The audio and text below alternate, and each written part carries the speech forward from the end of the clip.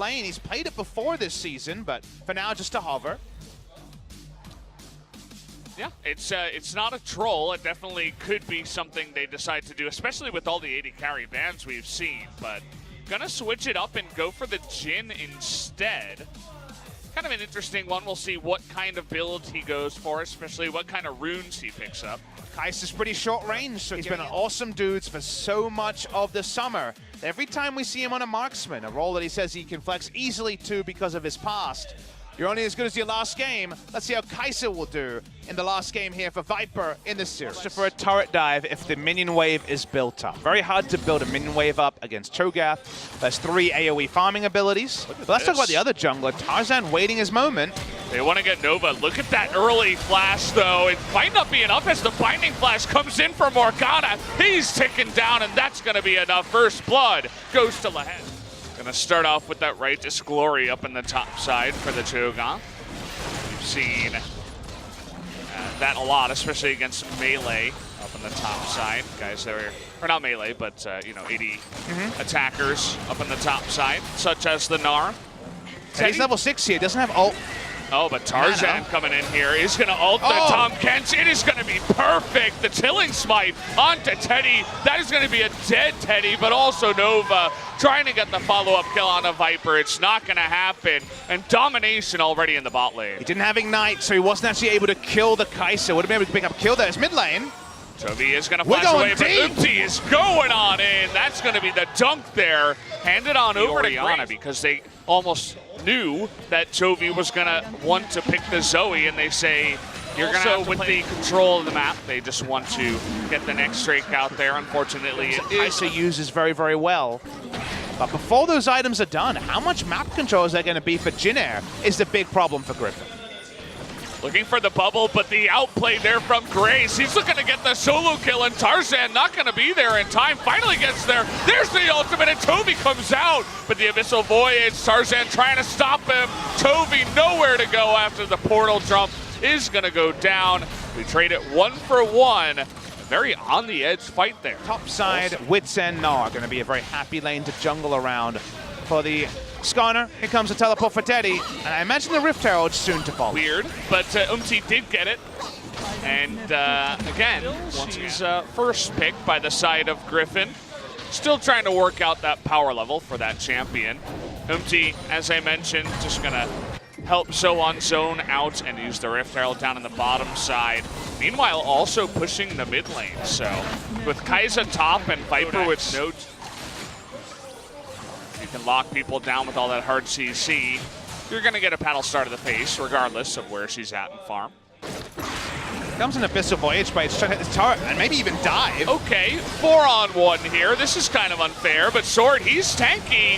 Doesn't seem like he's going to be tanky enough, though. Nice aggressive play. Trying to turn on the Oriana, though. Here is Tarzan. It's a 1-on-1. Here's Viper. Finally comes in. And that's that Kai'Sa coming in to actually pick up the kill, finally getting her first one. Really decisive call from Tarzan. Goes down with both the summoners. Grace not feeling like he had a way to get out from that one, and the targeted Q number 2 and returning to them.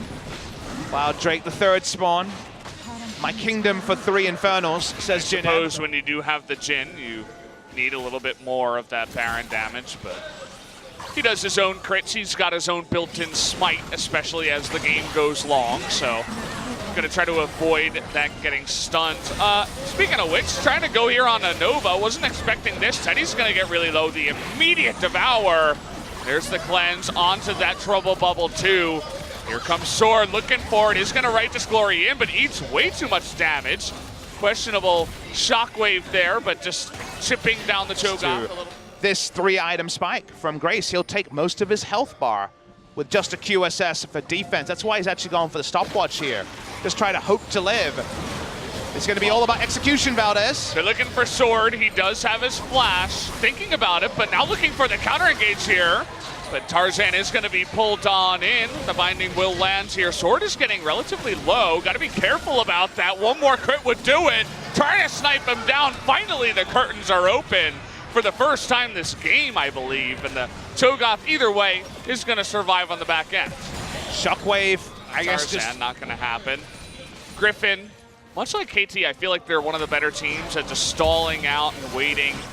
And especially around the Baron, I should say, when mentioning KT. Here comes So-Won. Yeah, he does this have could be that huge. Meganar. He's going to get stunned up, but 2 members get dunked into the team. Lehenge is going to go down, and he actually survives on the backside. So-Won with barely any health finally goes down to the Zoe somehow, some way. A relatively even fight, but Grace coming in here will have the next shockwave. It's up again, by the way. Flash here. Sword is going to flash in a straight line. Nearly goes down on the back. In a game where he is the MVP for the side of Griffin. We've been talking about the Griffin 80 carry, but how about nearly 10,000 damage for Teddy in the last fight? Okay, this Jhin is also beginning to get really strong. Looking for a counter engage here onto Umti, but Tarzan gonna be super low. There's finally they get that big shockwave they were looking for. Nova is gonna get low, and Teddy nearly goes down as well. Nova should be going down here. So-Won on the right side. Finally, Toby able to get it. But what is going to be the cost? They may have to give their life for this. But the crit in the face of the Toga. What the hell? Jhin Air, have they done it? They are so close. If they pick off Viper here, it would be fantastic. They may be able to push in to win the game. There they get the dissonance, and Viper is just going to stopwatch the game sometime. But finally, he's going to go down, and Jhin Air are going to push in. Jhin Air comes from all the flanks. They get the kills. They probably can't end the game because Tarzan is up in 10 seconds. And from there, it's some staggered death timers. Harassment that came down. Teddy easily outranged the Kai'Sa in the fight. So-Won pushes up mid, and it's Baron to Jhin Air. Huge fight for them. It's Tarzan. not just... I don't even know how that's possible. Must be his Cinder Hulk tick onto a tank is what I would expect, because Tarzan in that fight, he tried to ult. I think it was actually his ultimate damage that got that amount. That would definitely be more than 4. Maybe it was on a shield? Should be more than 4, probably mostly on a shield, and then he died. Very strange as we're seeing some big damage out of the Jhin as well. Watching the bot side, chasing onto So-Won, they'll kill him fast. Yeah, that's going to be the end of So-Won's life, so he was just clearing the wave, and they just want to get this outer turret, not much more. Still, Griffin will say, maybe there's a better moment for us. It's all they could do after Zoe was slammed in the laning phase. Inhibitor turret goes down, still 40 exposed inhibitors, 1 downed inhibitor. And this third one is not going to take too many shots from Teddy. It's 764 AD. Yeah, they're going to have to all in eventually if they're not going to defend this bottom side. Sword being told to come up here, and even without minions, Teddy just walks in and takes the turret away. Supporting items too, the Knight's Vow is going to help him out against any damage in the front line. He has a Tom Kent's behind him, and he's not the only damage threat. But take a look at Viper. He's just being zoned down by only Teddy. What is going on? Nobody can even get near him. The flash comes out. Sword is 1v2ing, but Teddy himself is winning the fight on the other side. 1v4ing up in the mid lane. They're so out of position here, Griffin, because Sword was on a ward. His flank was just wasted from the start, and here's the emergency engage. I don't know if it's enough. It's not going to be enough. Tarzan is going to be locked down, and here comes Teddy, the evil demon fountain laser, moving in, wants to get the penta if he can. He's going in, going to get the double here, looking to get the quadras. Viper and Toby, the only 2 that are left over, just trying to delay this game. This game should end, though. Jhin Air comes in mid lane. They've upset Griffin.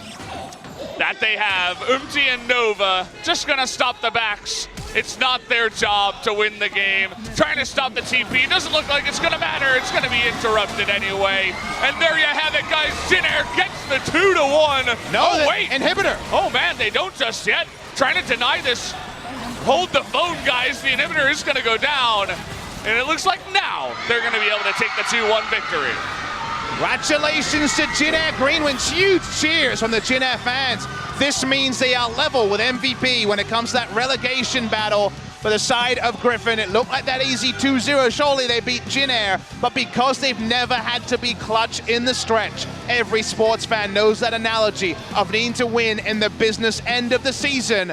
They lose a very winnable series against Jhin Air Greenwings, and suddenly it's just as tight at the top as it is at the bottom, as it is for top 5. There's no breathing room anywhere in the standings. We all make jokes about getting excited for KT, but I think you said the best here for Griffin, right? They don't have the experience to roll with the top of the tide right now because it's so hard. There's so much pressure on them, and now they're 3-4 to nearly end round number 2 when they were 8-1 in round number 1.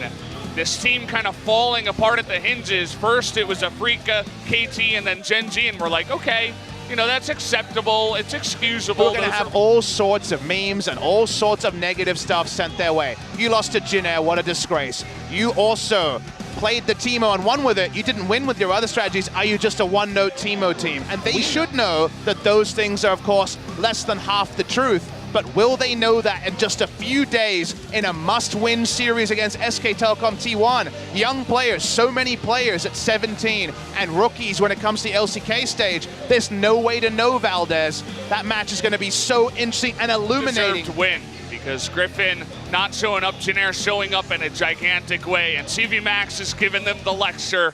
Everybody knows this feel after a big loss when you're being lectured in the booth. Jovi looking really down. In general, Jin comp did what it said on the tin. They kept range. They never let the Kai'Sa